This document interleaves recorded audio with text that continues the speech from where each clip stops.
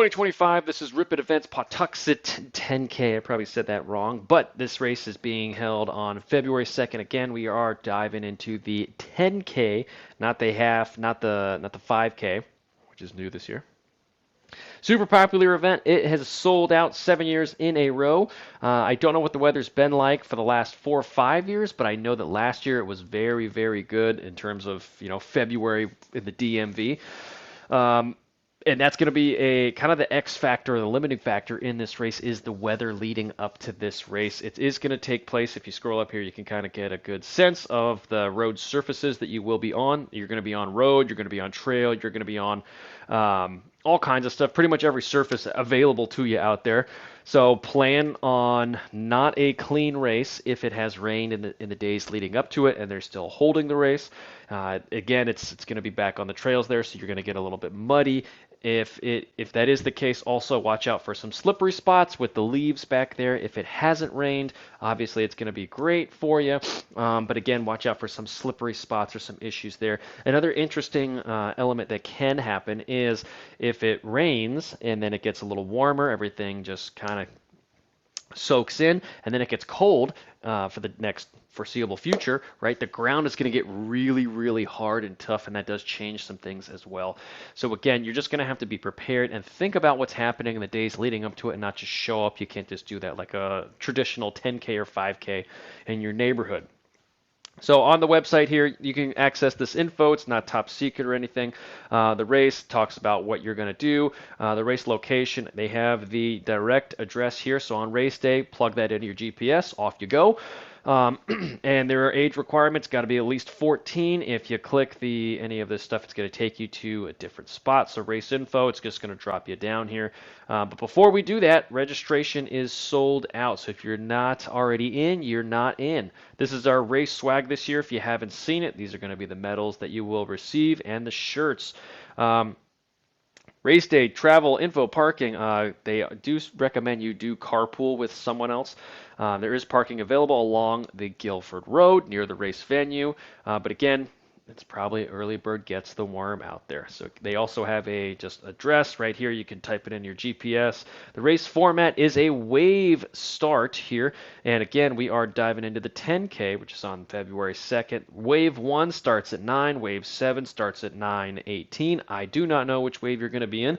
Make sure you look at that with your packet pickup or email. I haven't seen a race email personally, but I would assume it's in there. Packet pickup, you got two options: Saturday, February 1st, 2:30 to 4 at the race venue, or Sunday, the 2nd, 7:30 a.m. to 9 a.m. For all you brainiacs, that is right before the race starts. Again, the address is listed right there. Run course, if you click that, in a second we are going to dive into that. But first, aid stations, you're going to have two aid stations on our 10K, one at mile 1.5 and one at mile 6. And they're only going to have water at those aid stations, so be ready for that. If you do carry your own nutrition, hydration, whatever, you're going to have to carry your own, right?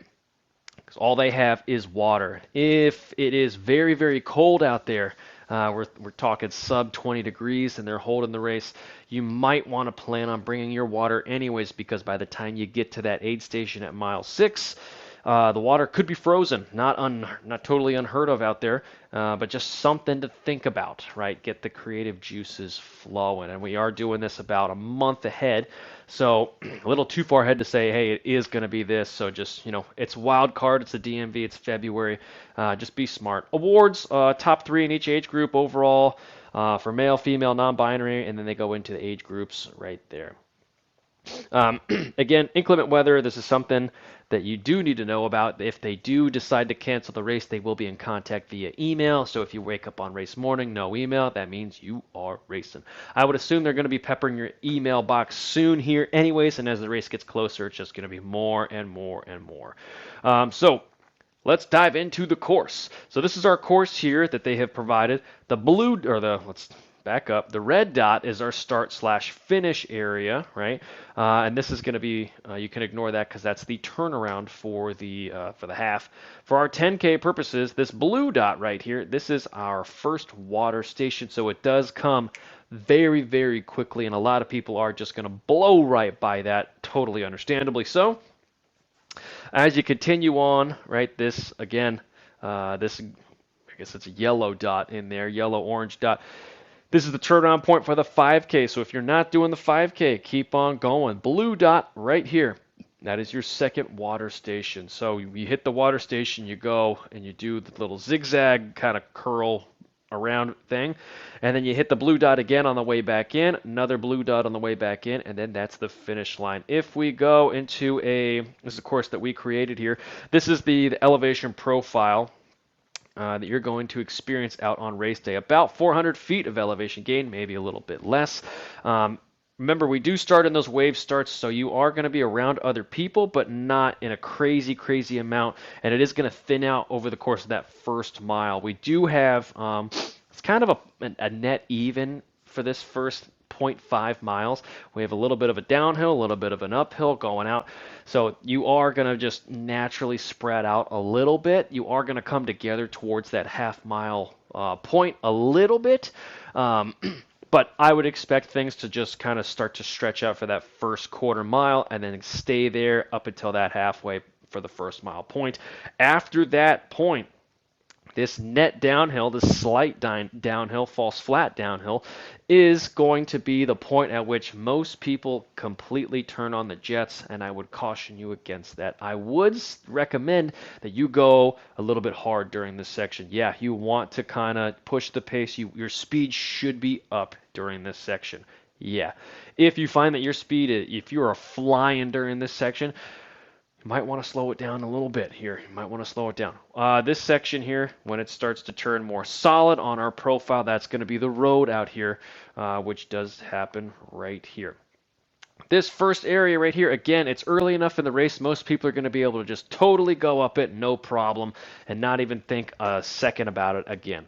You need to be careful with that. Again, your effort should be higher. Power users, your power is going to be higher at this point here. Naturally, you're going uphill, of course, but you need to kind of control it. My non-power users, your pace is going to be a little bit slower here. Yeah, you're running uphill. It's just natural here.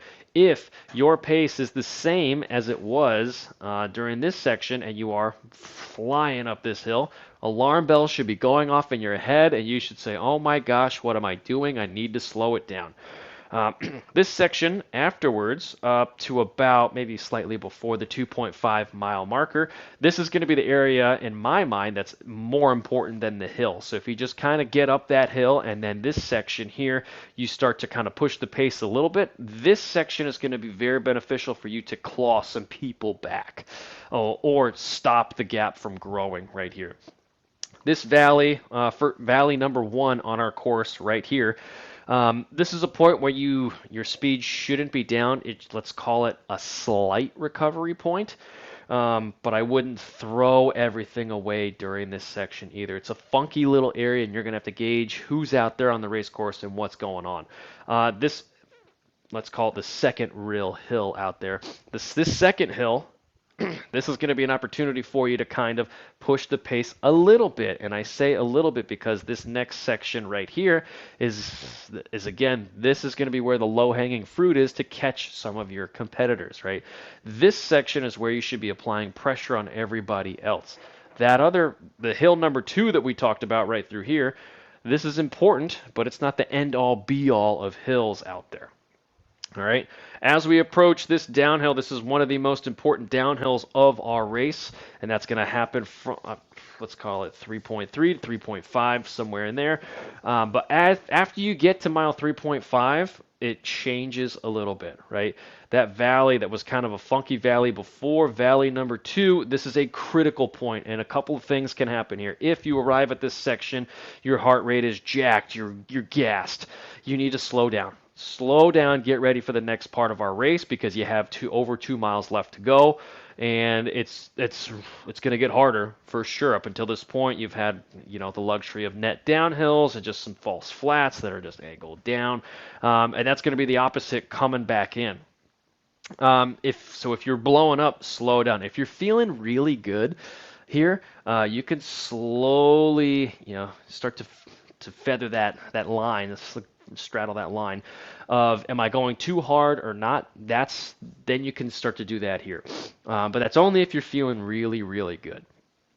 You're going to continue that straddle right during this uphill, no matter what you're doing. If you're having a good day, if you're having a bad day, you're going to straddle that line of is this hard enough? Is this too hard? Right there. And again, the low-hanging fruit is going to be right through here. Okay, rolling uphills, there's going to be a lot going on during this section, and it's just busy, and you get back to the road. This downhill is our last real chance to kind of recover a little bit, and again, if you're feeling good, go for it. Go for it. This section, for the last big section of our race, this is our false flat uphill going back into town. This is going to be a very, very, very critical area for us. This is the last major stretch to our finish line, and it's just going to be a little annoying. You're going to have to this is where your mental toughness is going to come in. It's going to be at the end. You're going to want to be done, and it's not going to be a flat road. It's not going to be a downhill. It's just going to be annoyingly nagging, and so your pace might not be what you want it to be during this section, and that's okay. That's okay, but just keep turning the screws, keep going just at that line, okay? And that's going to last for about a mile and a half, and then you'll be done.